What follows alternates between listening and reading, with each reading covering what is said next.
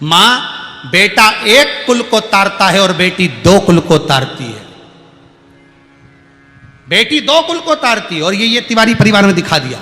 USA में बैठी हुई बेटी अपनी माता के लिए शिव महापुराण की कथा करवा रही है। जो मां पूर्णा में निवास करती है उसके लिए 2 कुल को तार दिया, मायके का भी और ससुराल का भी। धरोहर है बेटी, बेटी धरोहर है।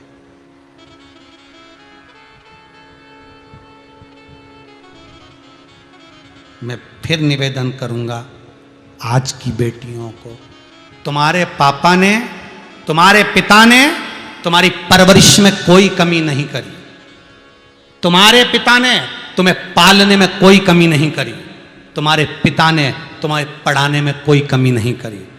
दुनिया के लोगों ने कहा बेटी को अच्छे कपड़े पहनाओ, पर पिता बेटी को बेटे जैसा रख रहा था तो जीन्स पहनने की भी मना नहीं करी, सूट पहनने की मना नहीं करी। तुम्हारे पिता ने बाहर भेजकर पढ़ाने की मना नहीं करी। सारे परिवार के लोग विरोध में खड़े हो गए कि इसको बाहर मत भेजो, फिर भी तुम्हारे पिता ने तुम्हें बाहर भेजकर पढ़ाया। तुम्हारे पिता ने तुम्हें पालने में, पोसने में कोई कमी ना करी। उस पिता को बैकुंठ भेजने के लिए बेटी से निवेदन है, तुम भी कमी मत छोड़ना। पिता को अगर बेटी का कन्यादान बाप नहीं करता है तो उस बाप को नरक भोगना पड़ता है। इसलिए बेटियों से निवेदन है, पिता को कन्यादान का मौका जरूर देना। ऐसा मत करना कि किसी के साथ चले जाओ, ऐसा मत करना कि कहीं चले जाओ गलत लोगों के साथ पढ़कर, जरा सी आसक्ति, जरा सा मोह, जरा सा प्रेम दिखाकर, जरा सा स्नेह दिखाकर किसी लड़के के साथ, किसी छोरे के साथ, किसी अन्य के साथ चले जाओ। अपने पिता को कन्यादान का मौका देना एक बार, तो जिससे वो नरक ना पड़े तुम्हारा पिता।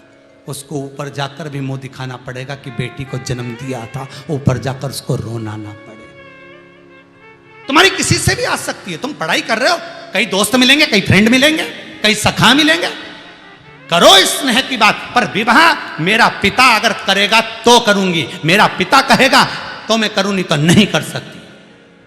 क्योंकि मेरे पिता को बैकुंठ जाना है, परिवार मिलेगा, मुंह क्या दिखाएगा भूमि पर, ऊपर क्या दिखाएगा। पिता को कन्यादान का मौका तो दूंगी, मैं भी उसकी बेटी हूं, उसकी पुत्री हूं, गलत संगत में नहीं जाऊंगी। ये वर तुम्हें अपने पिता को देना चाहिए। ये फादर्स डे पे आइसक्रीम मत दो, फूल मत दो, फादर्स डे पर वचन दो अपने बाप को कि पिता तू जिससे कन्यादान करेगा तेरी बेटी उससे बिहाएगी। भाग्य में सुख लिखा होगा तो सुख मिलेगा, दुख लिखा होगा तो दुख मिलेगा। पर तेरे से विपरीत नहीं जाऊंगी बाबू, पाल पोस कर बड़ा करा है तूने, गोदी में लेकर मुझे पाला है, पढ़ाया लिखाया।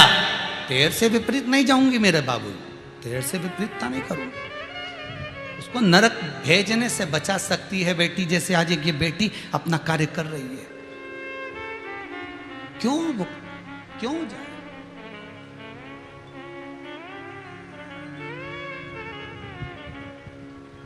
पर जरा सा प्रेम, 20 साल की परवरिश पर पानी फेर जाता है। गजब गजब,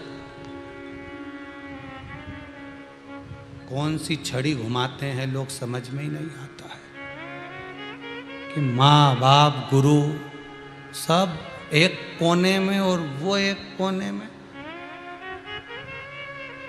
गजब। प्रयास करिएगा, बाबुल को नरक जाने से बचाइएगा। 94 नरक में से एक नरक होता है जिसमें बाप कन्यादान नहीं करता तो भोगना पड़ता है। सबसे ज्यादा 94 नरकों में से उसी नरक में समय बिताना पड़ता है।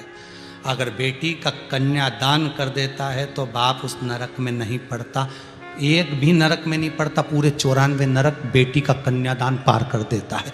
94 की 94 नरक, ना कुंभी पाट नरक, ना कोई बेतरनी, सीधे कन्यादान करा तो कन्यादान का जो पिंडा हाथ में लिया, कन्यादान का जो संकल्प हाथ में लिया, वो संकल्प उस पिता के साथ चलता है और 94 नरकों से पार उतार देता है। एक भी नरक नहीं पड़ता, वो 94 पार। और अगर एक कन्यादान का मौका बेटी नहीं दे पाती तो वो बाप को फिर 94 नरक भोगना पड़ता है। और कन्यादान वाला जो नरक है उसमें उसको बहुत समय तक भोगना पड़ता है। परिवार वाले उस पर थूकते हैं।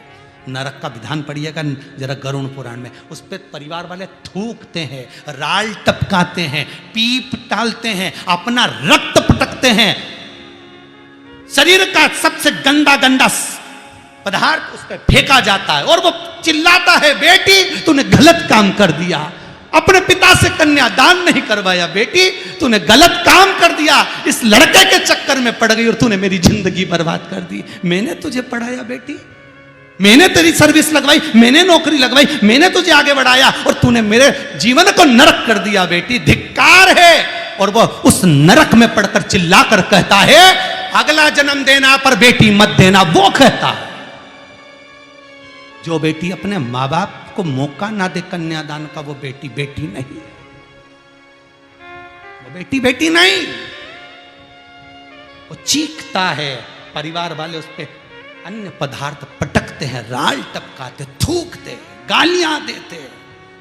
कहते हैं पांव की रज को धो धो के परिवार वाले उस पर फेंक कर जाते, ऐसा नरक है। वो चीखता है, बेटी तूने मुझे कहां लाकर पटक दिया। यहां के लोग तो थोड़े दिन ताने देते हैं, भूल जाते हैं, पर वहां क्या करोगे। गरुड़ पुराण में लिखा लो तो एक एक नरक का विधान।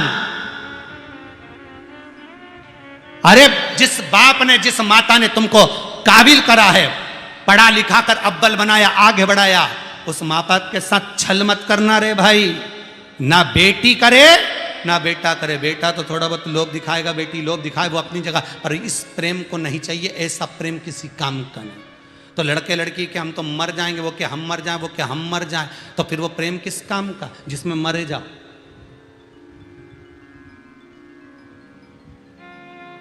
एक प्रेम तो मीराबाई ने भी करा था रे, क्या जोरदार करा था। भजन मीरा गाती थी और नाचता सांवरिया था। एक भजन, एक मीरा भजन गाती और नाचता मेरा गिरधर गोपाला। एक प्रेम कर्मा बाई ने करा था, खिचड़ी बनाती थी कर्मा बिगर नहाए और जगन्नाथ दौड़ के आ जाता था। ये प्रेम नहीं तो और क्या, तो कर्मा बाई मर गई चक्कर में। नहीं, प्रेम में त्याग होता है तो प्रेम में प्रबलता भी होती है। वो प्रेम नहीं ये हम मर जाए, वो मर जाए, हम तो पानी में डूबी के मर जाए, ऊपर छत पे से कूद जाए, तो कूदो, आग लगे बस्ती में, अपन रहो मस्ती में। मरो मरो सब कोई के, मर के देखो कोई, मरो तो ऐसा मरो कि फिर संसार में जन्म ना